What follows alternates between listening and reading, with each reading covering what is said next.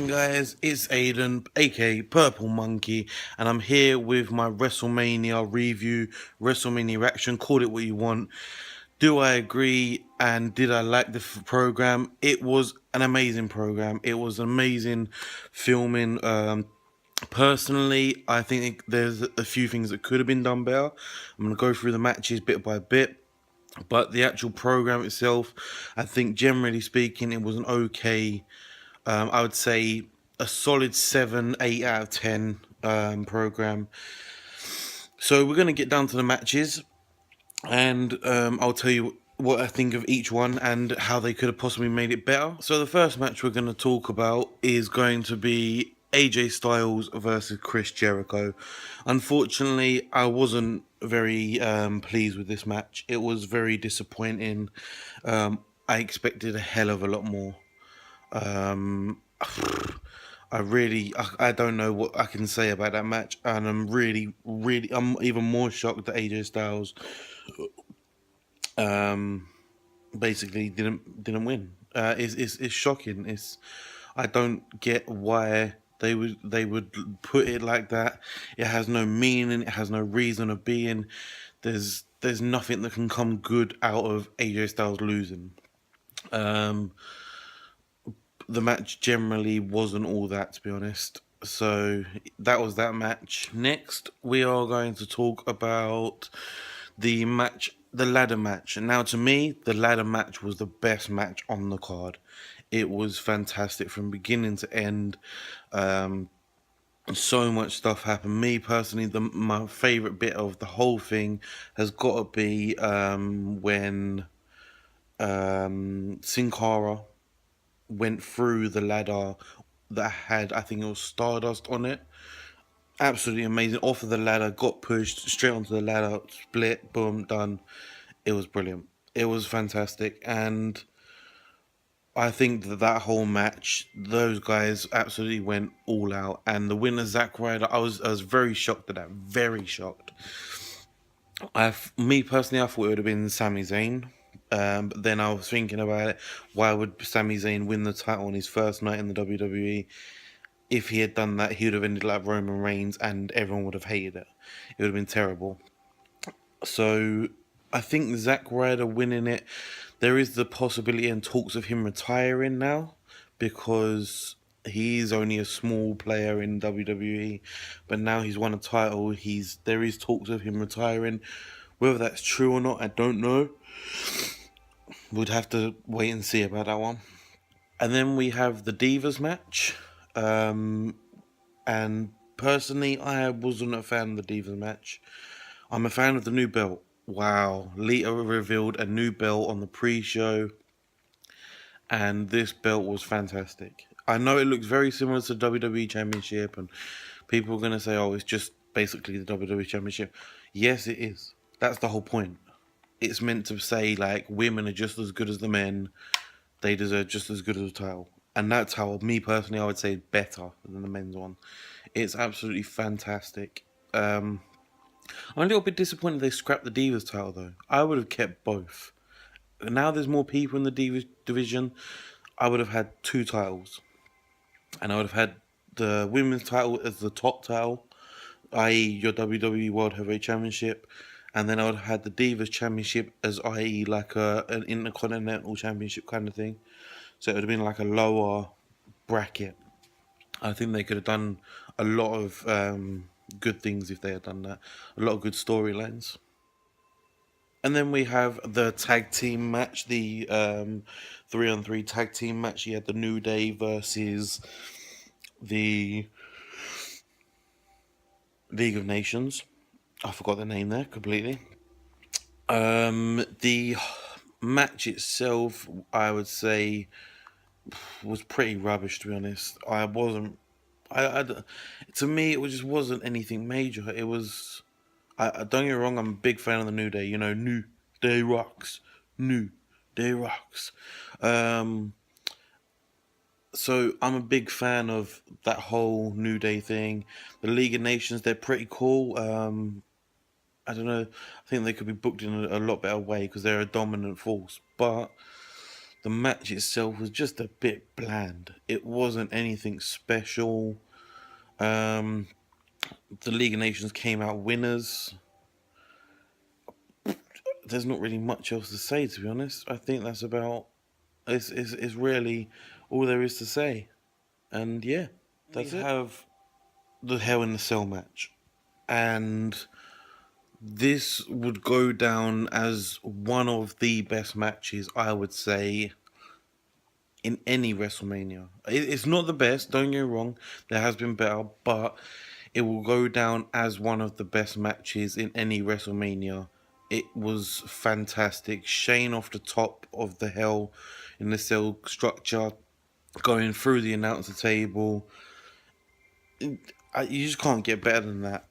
Shane's entrance was brilliant with his children. That was awesome. I think a lot of superstars should do those kind of entrances. It was pretty good. The match itself was brilliant. It was excellent. But the actual ending, I just personally think that Shane should have won through the simple fact that there's no reason for The Undertaker to win. He's lost his streak. It doesn't mean anything no more. And to be honest, even if he doesn't retire this year, he's going to retire, i.e. next year or the year after. There's no point in The Undertaker sticking about. He should have lost. WWE should have done the whole Shane taking over Raw thing. It would have made so much more interesting programming. Right now, we don't have any interesting programming because The Undertaker won and Shane doesn't get Raw. That's it. End of. There's no if, buts, or maybes about it. I think that if he had won the Hell in a Cell match, if Shane had won the Hell in a Cell match, then I think Triple H would have won the title match. We'll get to that match in a minute, but I think that would have made for good storyline. But generally speaking, taking away the fact of who won and the future storylines, I think generally speaking, it was a fantastic match. Okay, guys, one more match there was the No Hards Barred Street Fight match, which ended exactly how I have said it would. Dean Ambrose got absolutely decimated. Don't get me wrong, he had his moments in the match, but generally speaking, Brock Lesnar, he just ripped him apart. It wasn't much street fight though. Reese said to me, "How come they don't go out in the street like they used to?" Well, the reason being is because they don't have the insurances no more. They don't have the insurance in case somebody gets hurt or something happens out in the street. So now their street fights consist of the arena. That's it. Unfortunately, that's just the way it is. It is boring. And it would be so much more cooler if they was out in the streets with shopping trolleys again and stuff like that. It was brilliant. But unfortunately, that's what we've got. The actual street fight match itself, it was really good. I think there was 13 German suplexes. And then you had the F5 onto the. You had dirty deeds from Dean Ambrose. I thought that there was a possibility it might be over. Dean Ambrose might actually do it. No, of course he wasn't. Brock Lesnar kicks out, and later on in the match, when it comes to the end, he done the German suplex on a pile of chairs that Dean Ambrose had chucked into the ring. German suplex onto the chairs, picks him up, F5, bang, straight through the chairs. That was it. End of. There was no. He wasn't getting up. It was as simple as that. It's literally as simple as that. I don't really. There wasn't much more in the match. The match was a good match. I would say a solid 7.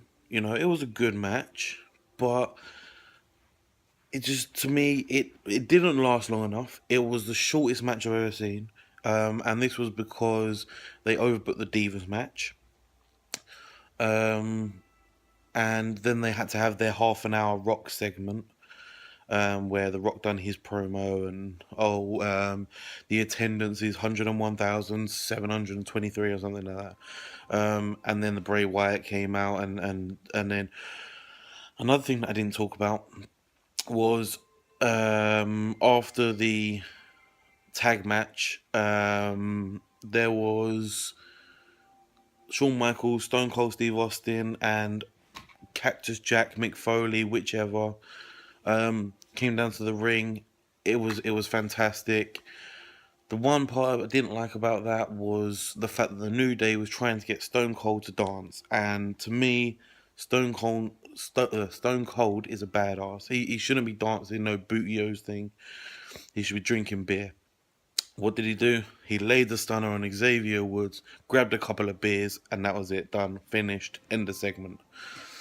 So that was pretty cool. And now we come to the main event, which was Triple H versus Roman Reigns. Right. To be honest, the first 5 minutes of that match, I was bored. Oh, I was so bored. It was one of the worst matches I had seen. In the first 5 to 10 minutes. The entrance of Triple H was amazing. The whole Stephanie McMahon up on top of the platform bit with the whole goth look going on, and the I don't know what they were. They were kind of like weird Death Eater kind of things. I don't know what they were, and they was all holding championships. And then when Triple H came out and the music hit and he started walking out, and then Stephanie came down and followed him, and the guys followed behind them. That was amazing. The whole aspect of that was brilliant. Roman Reigns' entrance, it could have been so much more better. We were sitting here, me and Reese, and we said basically when he came out, he done his Superman punch thing into the ground, and this thing below him was meant to, like, the star was meant to look like it exploded like outwards from his fist. The delayed reaction from his fist was unbelievable. It must have been a good 5 seconds before anything happened. So he punched the ground and then it happened, you know.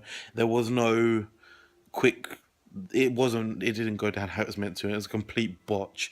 To be honest, there were so many botches in this WrestleMania. It was unbelievable. You saw botches left, right, and center for 5 seconds. Some of them they pulled off, yes. Some of them they completely failed. In the Divas match, Sasha Banks flipped over and was meant to do like a sunset flip kind of thing. Completely botched it, went straight over the top, didn't even catch him. It was the worst things I've ever seen. But going back to the WWE Championship match, I think the match was boring for the first 5 to 10 minutes. Towards the end, it got a lot more interesting. You had Stephanie getting speared by Roman Reigns. Fantastic. What a spear that was. It was absolutely brilliant. Then the whole sledgehammer coming out and Triple H trying to get him with the sledgehammer and bouncing off the ropes and then the spear. That was fantastic. It was one of the best spears there was. But in terms of the match, I think it would have made more sense and better storyline if Triple H had won. Roman Reigns winning, it doesn't really make sense. Excuse me. That's for being up for watching WrestleMania. That's what you get for being up too late. Kids, go to bed on time.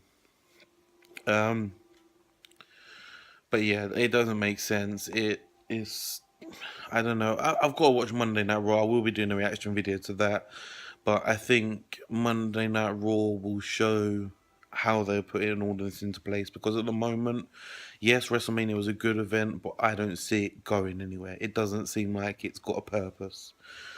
But I don't book WrestleMania. I don't book WWE for that point. We're going to have to wait until Monday Night Raw. On Monday Night Raw, there'll be obviously new things and hopefully they'll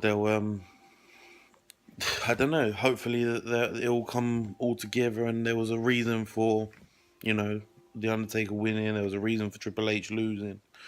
I don't know, but we'll see. Right, so that's come to the end of the reaction and the reviews. Let me know what you think down in the comments.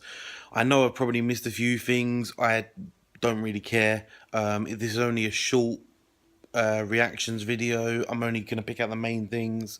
Let me know down in the comments what you thought of WrestleMania. If you would have changed anything, what would it have been? And are you looking forward to Monday Night Raw? Peace.